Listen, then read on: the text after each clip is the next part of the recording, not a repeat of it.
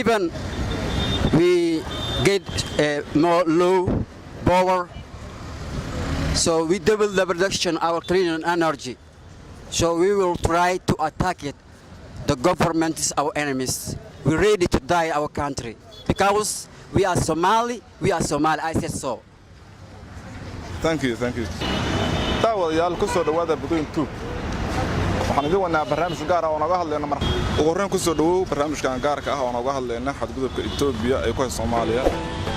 Saasoo ugu horreysa waxaan noqonaysaa sidoo aragtaa Itoobiya kala qaybinta ay ku hayso dalka Soomaaliya. Bismillah. haddaan fikirkay ka dhiibto su'aashaas oo kala qaybinta Itoobiya dalka Soomaaliya ku hayso horta waxaan wax hore soo jiri jira waaye oo waqti hore oo maxaa tiraahdaa ay soo jiri jira waaye sida caadiyan wadamada islaamka iyo wadamada gaalada waxa ka dhaxay xifaaltan sharci hore oo gumeystii jiray oo waxa jira la divide and rule shadii labadeena laba qof oo isku duubanahay si qofna hor imaado way ku adagtaa laakiin hadduu labadeena kala qaybiyo awoodii kala dhantaalme waa maxaa tiraahdaa inay kala markii in la kala qaybiyo Soomaaliya la kala qaybiyo wadankii dana uga jira horta in la kala qabo dad asaga ugu jirta laakiin waa xad gudub caalamku hadda waxa uu sii hormaraa in isku tagaan oo la midoobo wadan walba la rabo markii in la hoos mariyana maxaa tiraahdaa in maxaa hoos la kala qaybiyo jir waxa jira su'aal hadda ka hor daariyaala ka waxa la weydiiyay Daniel Aramoy la weydiiyay markuu xilka ka dagay كورنا الصومال وحير ودمده درس كلا هدي نبض لجرب يدقالهن يسكحنا هدي لجرب الصومال وين يسيد ده هات سياسة كل مركو حاجرة هدي هدا ودن هدو سفي عن أو محاترة أبولا لسنة ودمان وليبا أفريقيا ودن كله كل حاجة وين في هولنس قص لجا أبورا أو قص لجا أبورا ويا لبض الدل مرة إن يستقبل أول الدجان marka waxa jira calaawad guud oo nagala dhaxaysa dadka reer galbeedka oo xogaa riixitaan oo wadamada inay riixaan rabaan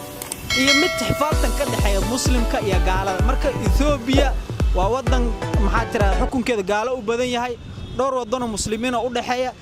inay arrimo siyaasi ku yeelato wadamada muslimka oo kala qaybiso ayada danteeda ku jirto laakiin waa xad gudub ay noqota waa xad gudub weyn noqota weyn jira xifaaltan weyn ilaa iyo maxaa tira xilliga Axmed Gurey Itoobiya waxa naga dhaxay xifaaltan dagaal xifaaltan naga dhaxay kasoo ku fiican tahay xifaaltanka in qaab kale loo bedelo laakiin Itoobiya waa ka go'an tahay Soomaaliya moral inay maxaa ay kala qaybiso su'aal labada ku weydiina su'aasha labada noqonaysa ma ku saxan tahay Itoobiya in Soomaaliland oo aqoonsato wadan ka madax banaan Soomaaliya inteeda kale والله أنا أمم ملاينا إنه أقون سكرت ويا شرع أهان ما بأقون سكرت هذا أقون ستنا وحيد دبعتك كده حريرك كده هي سنترال جوفرمنت الصومالي إثيوبيا ويا مع الصومالي لان وقبل كمية الصومالي مدح بناني لو ما أقون سنة هذا مدح بناني لو أقون كودتك أقون سنة والصومالي افتلقى قاعدة لا قاعدة مركو وضع والباء محاطرة مدح بناني وأقون سنة أما سفارة سيا أما باسبور جونية سيا يرى سومالا ودنا أقون سنة وودن دبكينا يكشقينا يعيسنا كشقينا مركا وما ملاينا إن يدي كرتوا أقون سنة لكن دباتوين كنا يستكملتها تاس. سأشوف كده بتهمرك ودينا مدن أضاف حاليا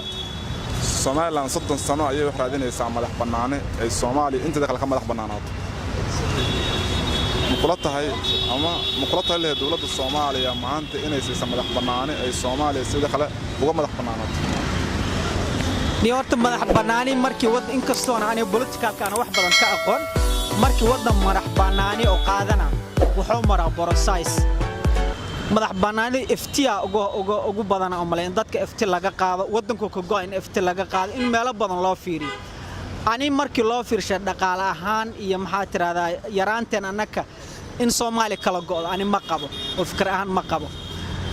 ما أنا هاي صاد الصومالي لا ودد كماري لهذا ما يس واي هذا أنا وحيك كحريهين وهرتينا هذه كوناجيا وهذا ما أنت هذا أنا هذا قد حالنا قد حال وإحنا قد حياة بس حيك كحري هذا جرنته وين عافمات كشقية ساعة هذه أسوأ عافمات قب أسوأ قاده ساعة وحقة يبصم لكن هذا هذه مرة بهاو سياد أنا مرة بحية كحرنا سي وحنا مركز سومالان مدح بناني ولا سيكرة أو شليبة ومحتر ونقص بيرتي وجمسي مركونا كل فكر أهاني لك لا إنا كلا جون هرت مقبل لكن هديرت إنا مدح بنانيش وإنه سومالي كبل هذا وإنه نبضين سومالي كلا قيب قاتا وإنه سومالي سود ويسا waa in maxaa tira markii jawgu dego oo xasilooni la helo markaas inay miiska soo saarto oo tiraahdo war madax banaanidii shalay isku darsanaa maanta kala qayb laakiin Soomaaliya maanta saan ahayn madax banaanida Soomaaliya uga xiran tahay Soomaaliya maanta madax banaanid ma siiso waxaan ku weydiinayaa sideed u aragtaa xadgudubka Itoobiya ay ku hayso Soomaaliya iyo kala qaybinta wadanka maxaad ka oran lahayd marka ugu horeyso waxaan salaamayaa ummadda muslimiinta dhan meel walba ay joogto marka labaad waxaan rabaa in aan ka hadlo fargelinta nagu hayso Itoobiya haddii ay ka fiirsato ay ku soo celiso mar saddexaad wax markaasi ay sii socod doonto ma ahan maxaa yeelay wadankeena dhowr mar baa la soo mara hawaabay haddana ma yeelino maxaa yeelay Hargeysa waxay ka mid tahay Soomaali bay ka mid tahay waxayna ka amar qaadanaysaa Muqdisho mideeda labaad waxaan u baaqayaa kuwa markaasi dhahayo Hargeysa way go'day Hargeysa waxa loo aqoonsaday waxaas wax soconaya maahan waa riyo riyadeen waxa waaye mar qaarkooda waxay ku soo dhamaataa mid eber ah waxaan markaas mar labaad dhahaa maanta waxaa noo dhalatay dawlad caalami ah waxa walba noo qabatay even we get more low power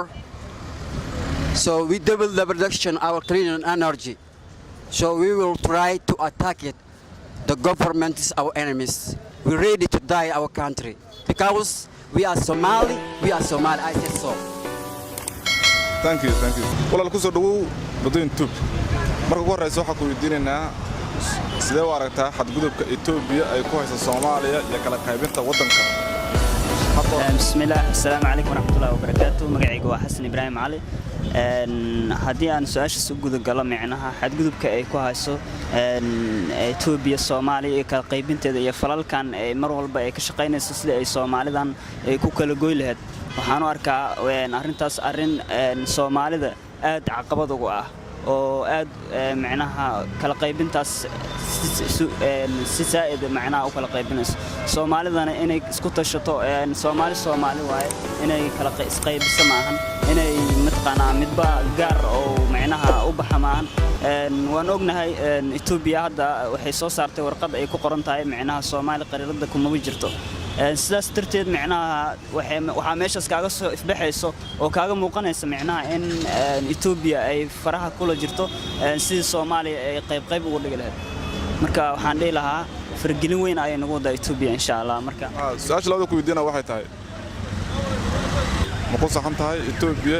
in Soomaaliya ay aqoonsato wadanka madax bannaan Soomaaliya inteeda kale horta sidaan ognahay Itoobiya in badan ilaa iyo 1960 markii Soomaaliya xorriyadda qaadatay ilaa intaas fargelin ay ku waday marka inay u aqoonsato macquul way dhici kartaa macnaha Soomaalida waxay la arkay inay isku toosnayn sideedaba ay kala jajaban tahay sidaas darteed micnaha meel walba dawlad waliba waxay isku dayay micnaha inay fargeliso sidaas darteed way fargelisay waxayna isku dayday micnaha inay jilcan tahay Soomaaliya ay dad isku toosan oo markaas aan noqon karin dad micnaha muwaadinimo Soomaalinimo ku wada shaqeynayo sidaas darteed ay ku fargelisay ay waxay ugu tala gashay inay dhambaal ka dhigto ay kala barta ayada dhan sidaas darteed su'aasha ugu dambaysa Soomaaliland 30 sano ayay sugaysaa inay madax banaani ka hesho Soomaaliya inteeda kale ma kula tali lahayd ama ma soo jeedi lahayd in dawladda Soomaaliya ay u aqoonsato maanta qarna ka madax bannaan Soomaaliya inteeda kale Soomaaliland kulama tali lahayn Soomaaliya waa Soomaali baan nahay haddii aan Hargeysa joogo iyo haddii aan Muqdishodan joogo isla meeshii way aan Soomaali waaba calaamad 7K noo tahay ma sha Allah marka ani